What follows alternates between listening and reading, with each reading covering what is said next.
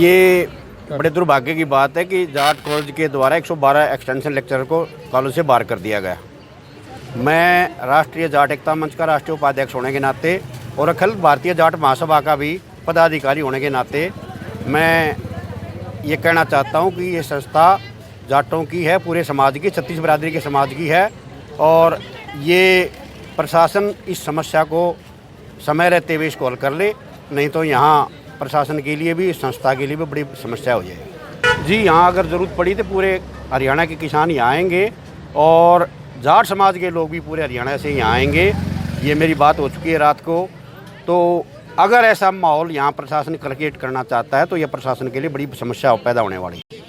आज हम जो है जाट कॉलेज हिसार के सामने बैठे जो हमारे जो साथी हैं, हमारी जो बहनें हैं, जो 112 टीचर जो जाट कॉलेज से निकाले गए उनको समर्थन देने के लिए आए हैं। और ये केवल नौकरी से निकालने की बात नहीं है, जाट शिक्षण संस्थान को बदनाम करने का प्रयास सरकार के इशारे पे किया जा रहा है। और हमने समर्थन दिया है कि हम इन सभी साथियों के साथ में खड़े हैं।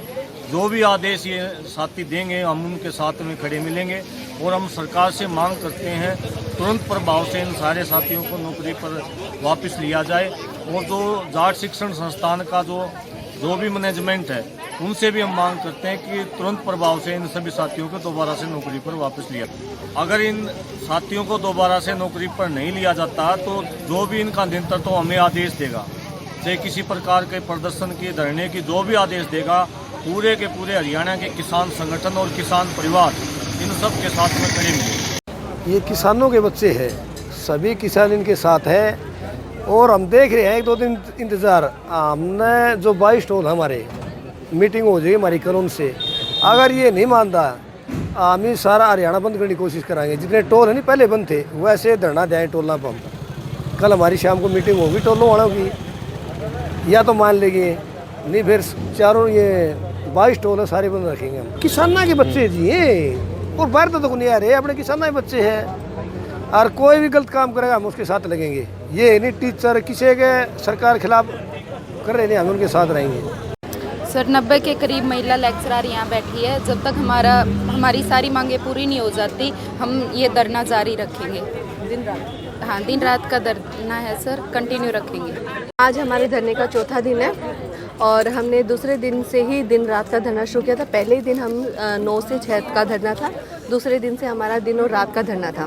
पहले दिन हमने कॉलेज प्रिंसिपल के पास धरना दिया था और उसके बाद दूसरे दिन हमने कॉलेज गेट के अंदर धरना स्टार्ट किया था। पहले दिन धरना किस वजह से दिया था इस पर मैं चर्चा करना चाहूँगी। पहले क्या होता था कि हमें सेशन के एंड में रिलीविंग दिया जाता था और रिलीविंग ऑर्डर में प्रॉपर लिखा जाता था कि आप रिलीव्ड हो और आपका नेक्स्ट सेशन से स्टार्ट किया जाएगा।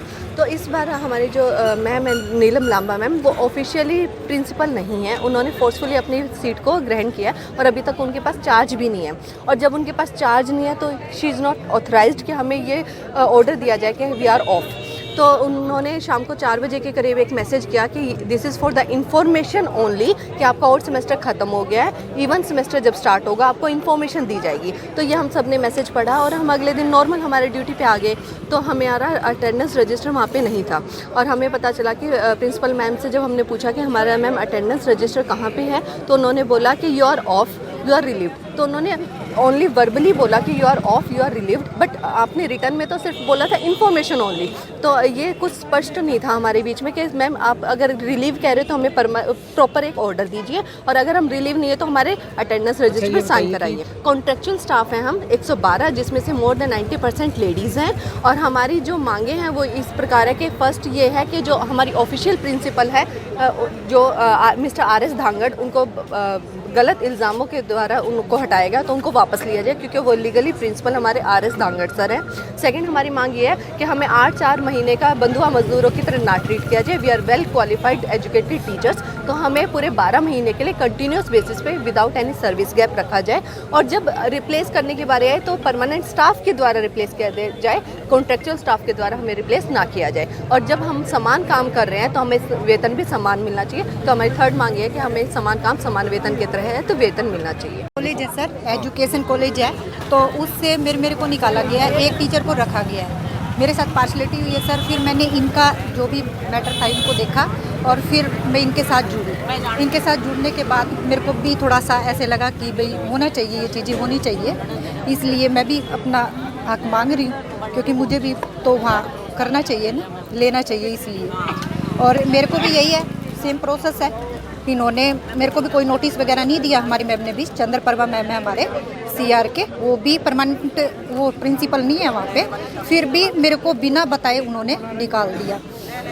अब सर मैं यही चाहती हूँ कि मुझे भी लिया जाए और मैं इनके साथ। ये धरने को आज चौथा दिन हो गया है और इसमें समस्या ये खड़ी हुई कि सेमेस्टर के बीच में ही 2 सेमेस्टर के बीच में इन टीचर्स को कह दिया गया कि आप रेस्ट पे हैं, ऑफ पे हैं, जबकि ऐसा सिस्टम एजुकेशन सिस्टम में तो है ही नहीं। और सेशन के एंड में जब हम 89 में टीचर लगे थे तो उस समय भी कोई गेस्ट फैकल्टी होती थी, तो सेशन जब एंड हो जाता था तब जो है उनको रिलीव किया जाता था।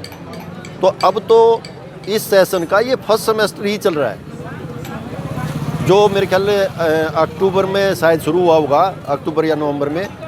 मांग हमारी कुछ नहीं है, हमारी मांग ये है कि ये टीचर जो हैं अपनी ड्यूटी पे बैक डेट से जाएं, जिस डेट से इनकी हाजिरी लगवानी बंद की है, और जिन्होंने ये इनके खिलाफ एक्शन लिया है, चाहे वो कोई अथॉरिटी है चाहे कोई अधिकारी है, उनके खिलाफ एक्शन लिया जाए। रेणुका जी, जो धरना चल रहा है क्या मामला है, आप क्या मांग करते हैं बताओ। ये मामला तो बहुत ही अजीब तरीके का, ऐसे मैंने तो अपने जीवन में कहीं ऐसा मामला देखा नहीं। मैं तो 38.5 साल प्रोफेसर रहा हूँ। यानी प्रिंसिपल को अथॉरिटी नहीं है, वो जो ये पार्ट टाइम 113 थे, एक ही दिन में कह दिया दस्तखत ही नहीं कर सकते, हटा दिए। वो अपॉइंटिंग अथॉरिटी नहीं है। अपॉइंटिंग अथॉरिटी मैनेजिंग कमेटी होती है। मैनेजिंग कमेटी वैसे टाइम उसका पूरा हो गया है, ADC आज चार्ज लेंगे, और इस तरह से हटा देना है तो बिल्कुल ही जंगल राज हो गया, गदर हो गया। कोई इनको कारण नहीं बताया किस वजह से हटा रहे हैं, कैसे, तो ये तो कोई कारण नहीं, क्या मतलब है। मांग क्या है जी अब आपकी? अब मांग तो ये जो बैठे हैं सारे बताएंगे इनको क्या कह रहे हैं कि इसको हटाने की है या पहले उसको हटाओ और फिर इनको वापस ले, वो नेचुरल है ही। बाकी तो ये ज़्यादा ये बताएंगे, मुझे तो पता नहीं लिख करके क्या दिया है, लेकिन इनको जो हटाया है वो गलत है। वो किसी तरह से आप उसको ठीक नहीं ठहरा सकते, कोई भी ठीक नहीं कह सकता। और हम लोग ADC साहब से रिक्वेस्ट करते हैं कि एकदम इनकी कार्रवाई करें, जो भी इनकी मांग है। क्या पहली मांग क्या है आज बताओ कासनिया साहब, जो ये क्या मांग है, क्या इनका समर्थन करने के लिए आए? मांग तो ये टीचर हैं जो यहाँ लगे हुए हैं, पार्ट टाइम लगे हैं, और कई टीचर तो ऐसे हैं जिनको 15-15, 20-20 साल हो गए। और एक रूटीन वर्क होता है कि साल में एक बार मई जून में छुट्टियाँ होती हैं तो इनको रिलीव किया जाता रहा। लेकिन अब ये जो हम देख रहे हैं ये तो एक नई चीज़ है, क्योंकि इस मिड सेशन में आज तक कभी किसी ने रिलीव नहीं किया। अब 10 दिन बाद फिर क्लास शुरू हो जाएंगी, फिर दोबारा लेंगे। 10 दिन का ब्रेक आज तक कभी नहीं हुआ, ये गलत है। और मेरी ये प्रशासन से ही मांग है कि इनका आज ही इनका सब कुछ समाधान करके इनको दोबारा ज्वाइन करें। मिले थे जी तो सर। क्या मांग की थी, क्या उन्होंने बताया? सर पहले तो ADC साहब नए हैं, उन्होंने कहा कि मेरी नॉलेज में अभी कोई मामला नहीं है, मुझे नहीं पता। तो हमने बिल्कुल स्टार्टिंग से ADC सर को पूरा मामला समझाया है। फिर उसके बाद सर हमारी जो मांगे थी वो हमने उनके सामने रखी। उन्होंने बहुत धैर्यपूर्वक सारी बातें सुनी है, और सुनने के बाद उन्होंने ये कहा कि मुझे टाइम चाहिए पूरा मैटर समझने के लिए, मैं आपको जल्दी ही कोई ना कोई डिसीज़न दूँगा इसमें। तो ये कितने दिन से अभी धरना चल रहा है? और सर 8 तारीख से हमारा धरना चल रहा है। 3 दिन का मैडम ने टाइम मांगा था हमसे। हमने ये कहा था कि मैडम, हमने सीधी सी बात करके ये कहा था कि पहले तो मैडम कह रही है कि आपको रिलीव नहीं किया गया। सर हम कोर्ट में हैं, जब तक हमें इस बात का सबूत नहीं मिलेगा कि हमें रिलीव किया गया है नहीं किया गया, हम वहाँ नहीं जा सकते। तो या तो हमें रिटर्न में कुछ ऐसा मिले भाई, या तो आप हमें रिलीविंग लेटर दो, नहीं दे रहे तो हमारा रजिस्टर दो, हमारे साइन कराओ। दोनों ही बातें नहीं हो रही। और इसकी हमने रिटर्न में मैम को एप्लीकेशन दी थी, मैडम ने 3 दिन का टाइम मांगा था। सर आज वो टाइम ख़त्म हो जाएगा। अच्छा, आप आज अधिकारियों से भी मिल लिए? तो अगर मांगे पूरी नहीं होती अगले क्या आंदोलन कैसे क्या रहेगा? सर नहीं होती तो हम यहाँ बैठे हैं सर, हमारे साथ साथ हमारे बच्चे भी हैं, बच्चों के एग्ज़ाम गोइंग ऑन है सर, और बहुत बड़े लेवल पे ये नुकसान हो रहा है सर। और अभी बच्चे हैं, कल को पेरेंट्स आएंगे, हमारे पास भी आएंगे, तो ये कहीं ना कहीं एक बड़ा बवंडर बन जाएगा समाज में। तो हम नहीं चाहते कि ऐसा हो। हम अपना धरना शांतिपूर्वक तरीके से जारी रखेंगे सर। क्योंकि आप धरना दे रहे हैं क्योंकि छात्रों की पढ़ाई भी बाधित हो रही है, तो बिल्कुल हो रही है सर, हम तो खुद कह रहे हैं। अभी तक हमने किसी भी टीचर ने असेसमेंट नहीं दी थी बच्चों के एग्ज़ाम, और जब तक इंटरनल असेसमेंट के नंबर नहीं जाएंगे सर, बच्चे पास नहीं हो सकते। तो कहीं ना कहीं 7,000 बच्चे भी हमारे साथ जुड़े हुए हैं, तो उनके बारे में भी हमको सोचना। हम चाहते यही हैं कि हमारे बड़े सर बैठे भाई ये बीच में आए, हमारा भी समाधान करवाएं, और बच्चों का भी, उनका फ्यूचर भी खतरे में है सर। अब वो एग्ज़ाम दे रहे हैं, लेकिन जब तक इंटरनल असेसमेंट नहीं जाएगी तो वो कैसे पास होंगे? तो कहीं ना कहीं टीचर्स को करना पड़ेगा और सॉल्यूशन इसका होना चाहिए। Thank you. हाँ जी। गया उनको सिर्फ ऑफ दिया गया है, और वो एक सामान्य प्रक्रिया है जो हमेशा से होती रही है। हरियाणा के जितने भी एडेड कॉलेज हैं उनमें ये प्रक्रिया अपनाई जाती है, क्योंकि इसके बिना तो ये संस्थाएं चल ही नहीं सकती। और 112 लोग जो हमने टेम्परेरी स्टाफ रखा हुआ है उनकी समस्या वाजिब है, लेकिन संस्था की भी अपनी समस्याएं हैं। आर्थिक स्थिति इतनी अच्छी नहीं होती है इन संस्थाओं की, इस वजह से उनको ऑफ दिया जाता है। अब से मेरे से पहले प्रेम सिंह जी ने इनको 3 अगस्त से लेकर 30 सितंबर तक ऑफ किया था, और उन्होंने सिर्फ 80 लेक्चरर्स को ऑफ किया था, 35 को नहीं, जो कहते थे कि हम कोर्ट केस में हैं। मैंने किसी प्रकार का भेदभाव न करते हुए सभी 112 लेक्चरर्स को ही ऑफ किया है, और वो एक सामान्य सी प्रक्रिया है। लेकिन इसकी वजह मैं मेन ये बताना चाहूँगी कि हमारे कॉलेज में 48 यानी 48 पद स्थायी लेक्चरर के खाली हैं, और 1 पद प्रिंसिपल का। जब तक प्रिंसिपल के स्थायी पद को नहीं भरा जाएगा, 48 जो पद खाली हैं उनको भी नहीं भरा जा सकता। चूँकि 48 पद सरकार उन्हें तनख्वाह देती, हमें यहाँ ये लगाने पड़ रहे हैं, और इनको संस्था तनख्वाह देती है, तो आप समझते सकते हैं कि कितना आर्थिक बोझ आता है। इसी तरह नॉन टीचिंग के भी हमारे 25 पद हैं जिन पर सरकार की ओर से भर्ती होनी लेकिन नहीं हो पा रही है। चूँकि हमारे पद इतने ज़्यादा खाली हैं और हम आर्थिक स्थिति से खराब हमारी होती जा रही है, हमारी आमदनी लगभग अब सालाना 4 करोड़ 30 लाख है कॉलेज की, और हमारा खर्चा लगभग 5 करोड़ 80 लाख है। ये बात समाज को जाननी और समझनी होगी, और ये पहली बार ऐसे धरने पर क्यों बैठे हैं ये यही जानने, क्योंकि इनमें से 80 लोगों को जब सितंबर में तनख्वाह नहीं दी गई थी तब ऐसा कुछ नहीं हुआ था, और 35 लोगों को दी गई थी। मुझे तो ये कोई राजनीति से प्रेरित इनका आंदोलन लगता है। इन संस्थाओं में जब तक इनको कोई ढंग से संभालने और करने वाला नहीं होगा तब तक नहीं हो सकती, मेरा ये मानना है। क्योंकि सरकार को तो ये संज्ञान लेना ही होगा कि अगर इतने पद खाली होंगे तो ऐसी संस्थाएं तो बंद ही हो जाएंगी, और इस संस्था को भी ये हालात रहे तो बंद होने में चंद वर्ष ही लगेंगे, फिर ये संस्था भी जैसे जाट स्कूल बंद हो गया ये भी बंद हो जाएगी। मैडम, आपकी इस मैटर को लेकर अधिकारियों से भी बातचीत हुई है? अभी किन से बातचीत हुई है? अभी देखो एडीसी हमारी मांगे पूरी करो, हमारी मांगे पूरी करो, हमारा शोषण बंद करो, कॉलेज प्रशासन कॉलेज प्रशासन आवाज दो, हमारी मांगे पूरी करो, पूरी करो, शिक्षक एकता जिंदाबाद, शिक्षक एकता जिंदाबाद, शिक्षक एक कॉलेज प्रशासन कॉलेज प्रशासन कॉलेज प्रशासन बंद करो, शिक्षा का व्यापार बंद करो, शिक्षा का व्यापार बंद करो, हमारे मांग शर्मिंदा है, छात्राराम जी हम शर्मिंदा है, का भविष्य खतरे में है, देश का भविष्य खतरे में है, बंद करो,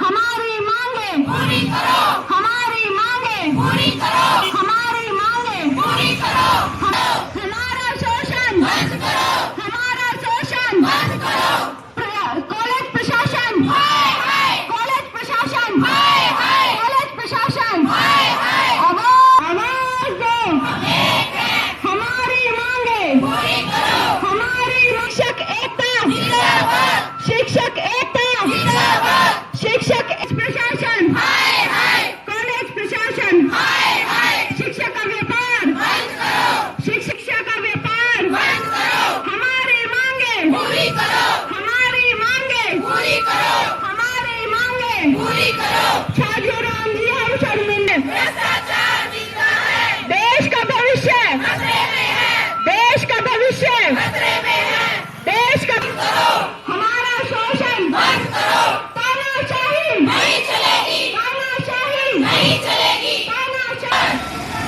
जिंदाबाद जिंदाबाद जिंदाबाद, जिंदाबाद जिंदाबाद, ये सारे के सारे जो टीचर हैं, ये सारे के सारे वेल क्वालिफाइड हैं, और मैं ये कह सकता हूँ कि अगर जो परमानेंट स्टाफ है उसमें हिम्मत है तो वो ये करके देख ले कि जो इनके स्टूडेंट हैं और उनके स्टूडेंट हैं, इनके पूछ ले कि वो पढ़ाते हैं या ये पढ़ाते हैं। इन लोगों ने समाज में अपना योगदान देना चाहते हैं, अपना पद प्रतिष्ठा सम्मान के साथ प्राप्त करना चाहते हैं। कोई भी संस्था हो और चाहे कोई भी आदमी हो और चाहे कोई पार्टी हो, वो कभी आज तक बचा नहीं है। मैं तो ये कहता हूँ कि आप इसी तरह से देते रहो, मैं दावे के साथ कह सकता हूँ, लेकिन अगर उनके कागज चेक हो गए उनकी नौकरी जरूर चली जाएगी। इस जगह जो लोग बैठे हुए उनके अंदर आपसे भी ज्यादा